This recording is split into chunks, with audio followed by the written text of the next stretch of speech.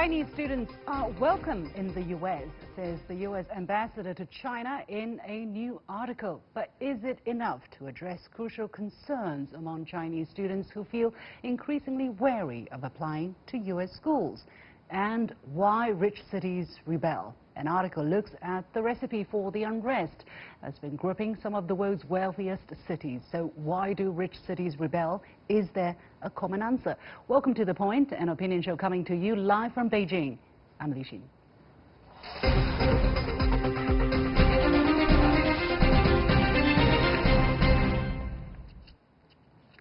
Chinese students are welcome in the U.S., according to a recent article by U.S. Ambassador to China Terry Branstad, published in Mandarin in the China Youth Daily, an official Chinese national newspaper. The article said the U.S. student visa policy has not changed, despite fears that visas for Chinese students have been restricted. However, U.S.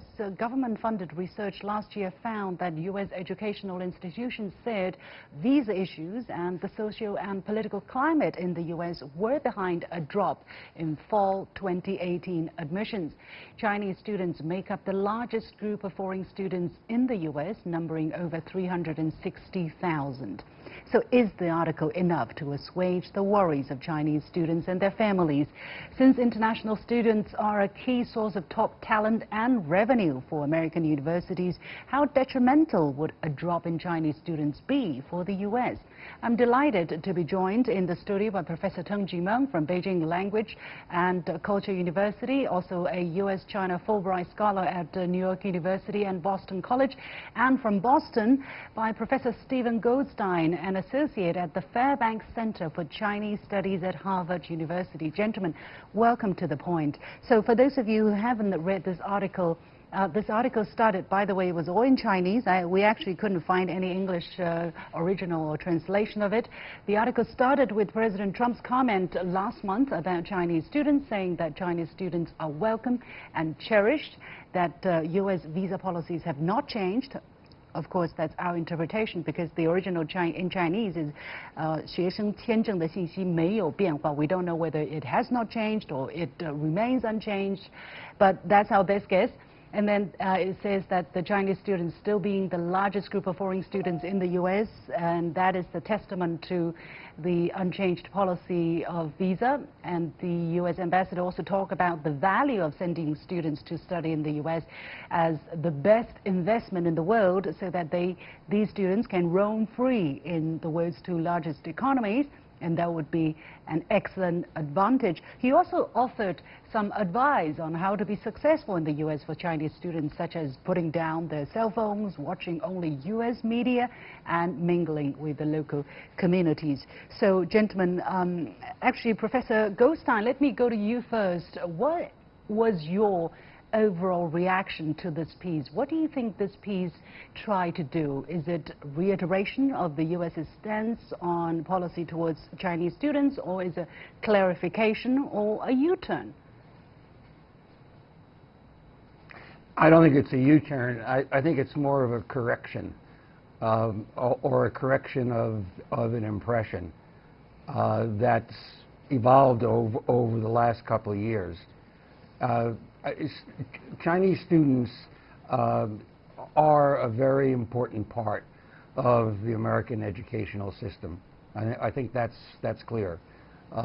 They bring benefits in terms of intellectual stimulation. They're excellent students that people want to teach. They bring diverse views to the classroom. They also bring money. As you mentioned, 300,000 students. I've seen estimates of maybe for international students in general, $13 billion. Mm-hmm. So international students are a big business, and they're also a business that I think benefits the United States. And I believe, as someone who has taught Chinese students and taught Chinese politics, mm-hmm. that it also benefits China. Yeah. And most of all, it benefits the relationship. Absolutely. You mentioned Yes. the word correction of impression. Let me just follow up on that. Did you think, or do you think that the kind of backlash we're seeing against the Chinese students and Chinese visiting scholars, do you think that that was just an impression, or actually they were not being affected by what was going on in between the two countries?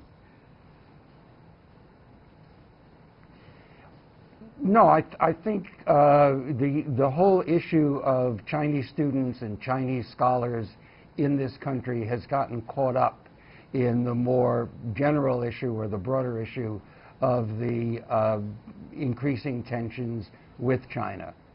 And so it's a part of a more general change in the climate, in the relationship. And I think that has certainly poisoned a lot of the relationship.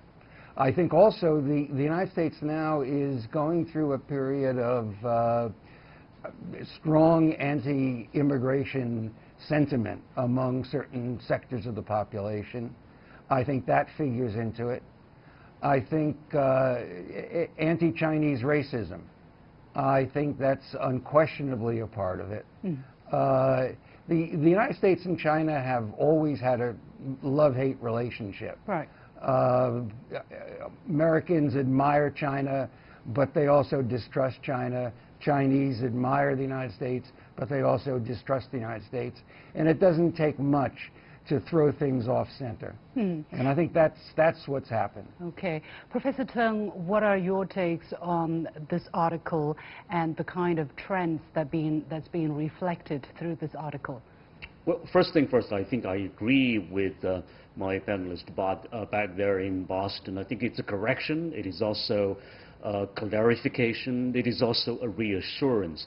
I think it is a clarification in the sense that policy before this has been very confusing. It caused kind of chaos and also confusion among Chinese students who aspire to study overseas, especially to study in the United States. It's a reassurance because policy has been gone astray, and right now it has been brought back to the right track and saying that visa is no longer an issue.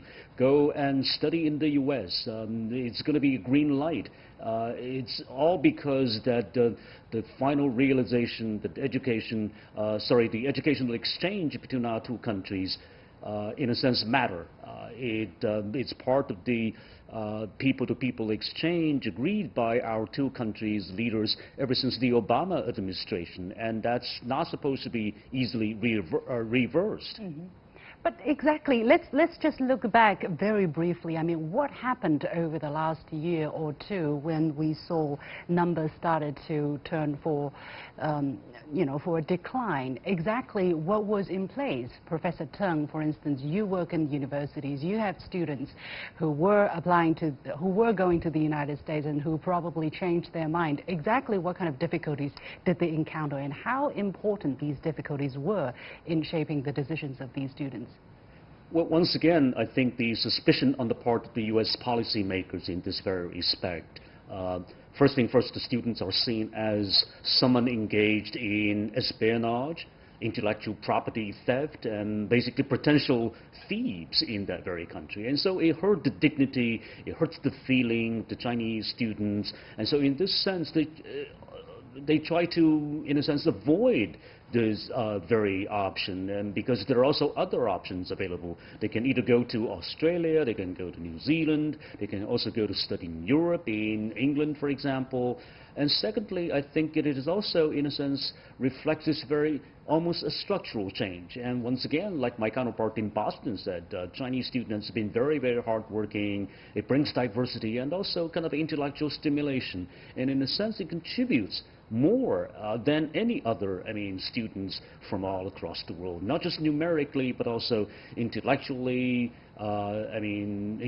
socially and politically, in terms of having this country with more immigrants. Remember, immigrants is the foundation of this very policy in terms of the efforts to build that very nation. And so students tend to be disappointed a little bit. Yeah, just a little bit or pretty much?